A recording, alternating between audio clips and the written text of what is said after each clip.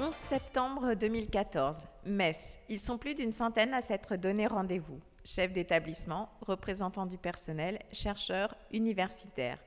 À l'initiative de cette journée, l'ARACT Lorraine et le CNAM en Lorraine. Une question, XYZ, comment mieux accompagner les générations au travail?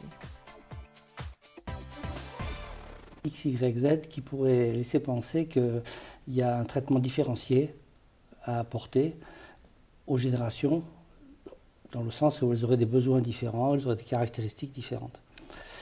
Il y a certainement des caractéristiques différentes, je pense en particulier que la révolution numérique crée des habitudes de fonctionnement chez les plus jeunes qui sont différentes, mais je crois que ce qui reste commun, c'est la question du travail, la place du travail dans la vie des personnes, la façon dont ils peuvent se développer dans le travail. Et on n'a pas des questions différentes qui se posent pour les uns et les autres en fonction des générations. Les générations, le sujet central du colloque. Définition du terme, Agnès Seccarelli. Alors les générations, pour moi, ce sont des catégories sociales distinctes d'individus. Des individus qui ont été en fait marqués par des événements historiques majeurs, des événements culturels, sociaux, économiques, politiques. Et l'ensemble de ces événements vont façonner à la fois leurs croyances, leurs attitudes, leurs valeurs et leurs comportements. Différentes générations à faire travailler ensemble permettent à l'entreprise d'être performante, novatrice et conserver son savoir-faire. Et pour l'entreprise, la gageure, c'est de favoriser les transmissions de connaissances, de savoir, de savoir-faire, de permettre que ces générations puissent travailler ensemble pour atteindre les objectifs qui sont fixés par l'entreprise et la faire avancer. Donc les jeunes générations vont pouvoir apporter à l'entreprise un regard innovant, créatif, avec de nouvelles pratiques dans les processus. Et les générations dites seniors, elles, ont l'expérience, le savoir, le savoir-faire. Et la gageure pour ces générations-là, c'est de transmettre les processus qui existent, dans le but, avec les jeunes générations, d'optimiser l'existant. AG Emploi, des dispositifs juridiques et réglementaires pour les entreprises. Les dispositifs qui existent classiquement sont de différents ordres. On a des dispositifs qui visent essentiellement et qui mettent l'accent essentiellement sur l'emploi des jeunes d'un côté et le maintien dans l'emploi des seniors de l'autre. Des dispositifs assez classiques d'aide à l'emploi, de contrats aidés, d'incitation à l'embauche. Et puis on a sans doute un changement d'optique quelque part avec le contrat de génération, c'est-à-dire la volonté de lier le sort d'un jeune, puisqu'on va demander à l'entreprise d'embaucher un jeune, et de lier donc ce sort-là avec celui d'un senior, puisque l'entreprise va devoir s'engager à maintenir dans son emploi le travailleur senior.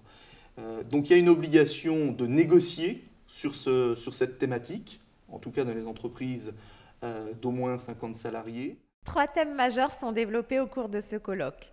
La transmission des savoir-faire et les collaborations intergénérationnelles, les pratiques managériales et la formation tout au long de la vie, les parcours et la prévention de l'usure professionnelle. Experts et entreprises témoignent.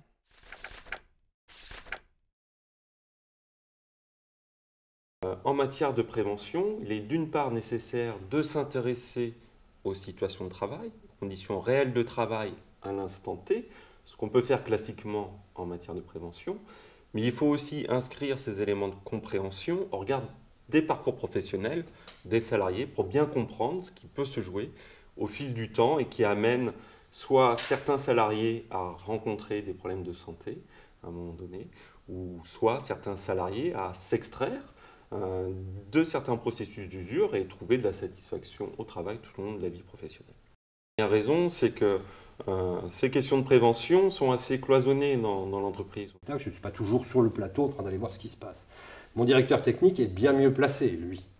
Mais ça n'empêche que j'aime bien, lorsqu'il y a un montage, lorsqu'une compagnie est accueillie, de passer et dire bonjour déjà, parce qu'on a un métier qui est assez segmenté. Les métiers de la technique rentrent très peu ceux de l'artistique et encore moins ceux de l'administratif. Et c'est à cette occasion que parfois, je rencontre quelqu'un qui est technicien, qui peut être électricien, qui peut être machiniste. Si jamais je vois quelque chose, parce que je ne l'ai pas vu depuis 6 mois, et que je sens vraiment un changement d'attitude, je peux en parler avec mon directeur technique en me disant « mais qu'est-ce qui se passe ?» Tenir compte des parcours professionnels suppose aussi de se situer un petit peu dans le temps, de pouvoir anticiper les choses. Et anticiper suppose d'avoir une vision stratégique. Alors je dirais il faut déjà distinguer deux choses, c'est-à-dire les permanents, que je vois régulièrement, puisque je suis aussi permanent, et les intermittents, c'est-à-dire ceux qui passent et que je vois de temps en temps. C'est vrai que la spécificité du métier du spectacle, c'est que vous voyez parfois des gens tous les 6 mois, tous les 3 mois.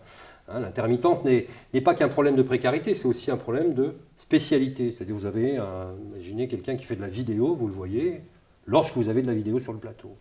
Et c'est d'autant plus frappant que cette personne, vous la voyez à des étapes très différentes de sa vie. Et donc, on est d'autant plus frappé par des changements physiques ou des changements d'attitude. C'est de dire tout simplement qu'il y a beaucoup de moyens qui existent aujourd'hui pour travailler ces questions des parcours, que ce soit pour les TPE, les PME ou les grandes entreprises. On peut citer pêle-mêle le droit individuel à la formation, demain le compte formation, le compte personnel de formation, il y a les CIF, il y aura aussi le compte pénibilité qui proposera des financements pour des reconversions pour des personnes qui ont été exposées. Aujourd'hui, ce qu'il faudrait imaginer, c'est que les maisons permanentes telles qu'on est, ça peut être un centre dramatique, un centre chorégraphique, une scène nationale, peu importe, n'importe quel théâtre, se dire qu'on a une responsabilité par rapport à ces personnels intermittents et ceux qu'on voit régulièrement, peut-être systématiser la rencontre, c'est-à-dire avoir à peu près le même dispositif qu'on a en interne, on va dire, pourquoi pas parler de plan de formation, alors que la personne, on la voit 1 fois, 3 fois par an, mais de se dire, t'en es où? Est-ce que tu voudrais changer de parcours? Et donc ça, c'est la première étape, discuter. Hein. Et la deuxième étape, ça va être de porter ces plans de formation ou ces reconversions. La question qui se pose finalement, ce n'est pas forcément celle des moyens, plutôt celle des conditions qui vont pouvoir permettre de transformer ces moyens en ressources réelles.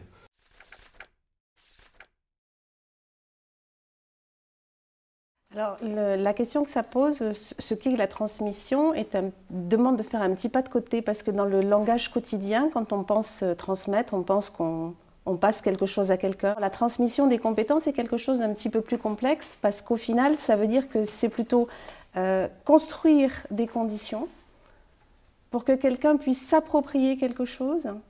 Et en se l'appropriant, forcément, il va le transformer parce que c'est lié aussi à ce qu'il en comprend, à ses connaissances antérieures, à son parcours. Et du coup, à partir de ça, il va falloir qu'il essaie de construire une action.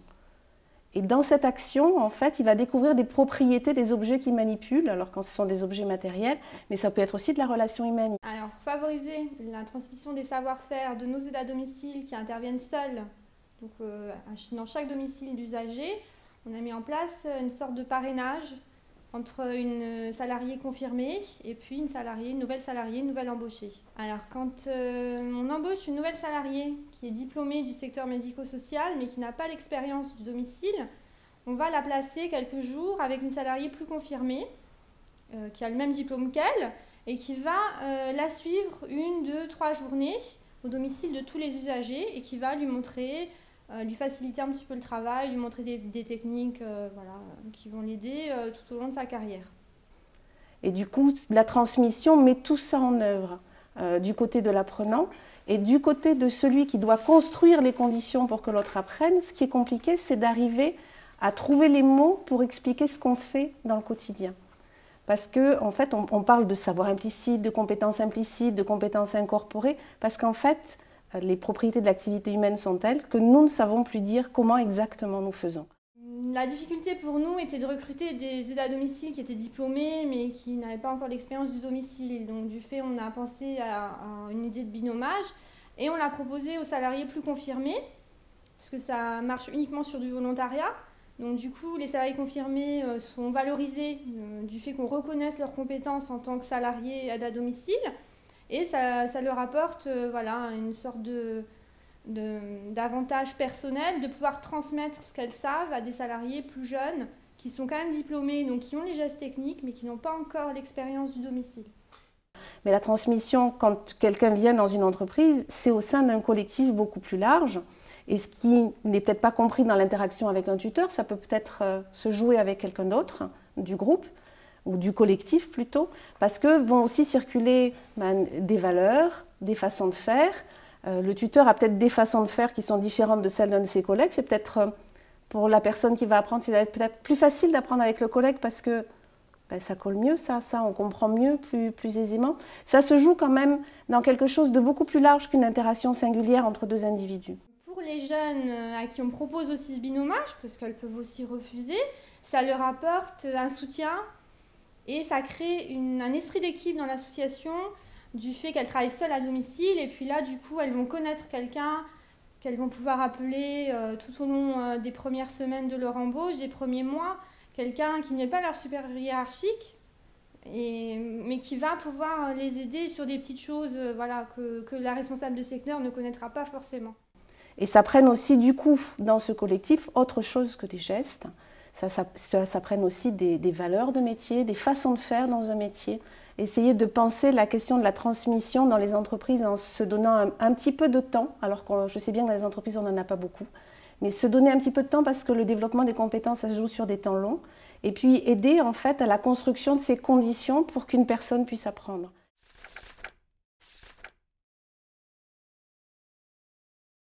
En termes de carrière, les DRH ont beaucoup de mal à promettre une carrière sur 20 ans à nos jeunes.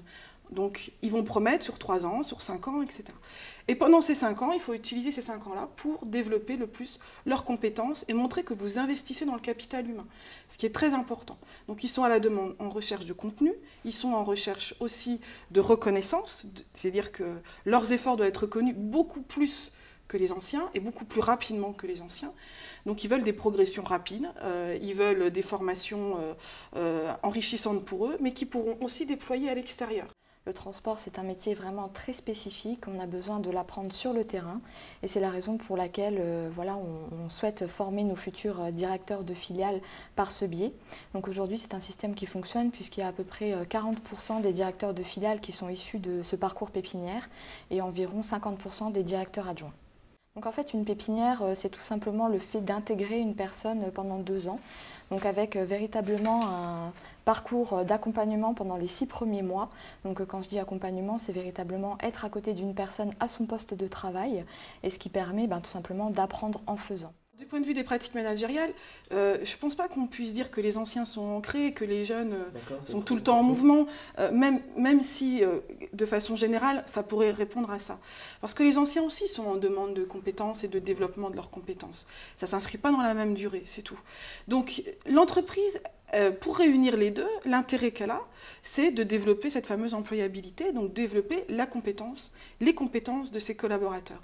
À la fois des compétences internes, des compétences spécifiques à l'organisation, mais aussi, ce qui est moins le cas, des compétences générales, c'est-à-dire des choses que les individus, les salariés pourront revendre par ailleurs. Transmission en situation de travail, management, parcours et formation sont des conditions favorables pour construire les collaborations intergénérationnelles.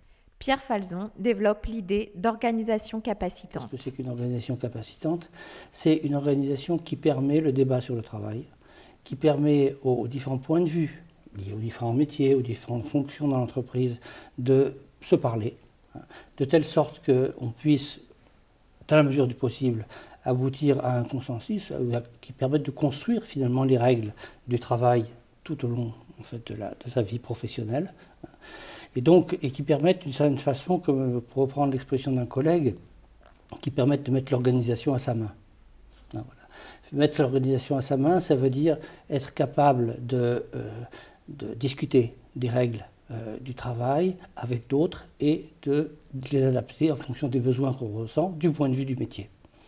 Alors maintenant, qu'est-ce que c'est que l'intervention capacitante? C'est une intervention qui favorise ça. Une intervention qui, au cours même de l'action dans le travail, favorise justement cette discussion des points de vue et met en place une forme de démocratie locale qui prémisse peut-être d'un moment d'une démocratie plus durable de l'entreprise. Je rentre, depuis il n'y a pas longtemps, je suis rentré de Scandinavie où la culture démocratique, y compris dans les entreprises, est très différente. Nous manquons cruellement de ça en France. Et je crois que l'intervention doit être un moment d'apprentissage pour les personnes et pour l'organisation de ce point de vue.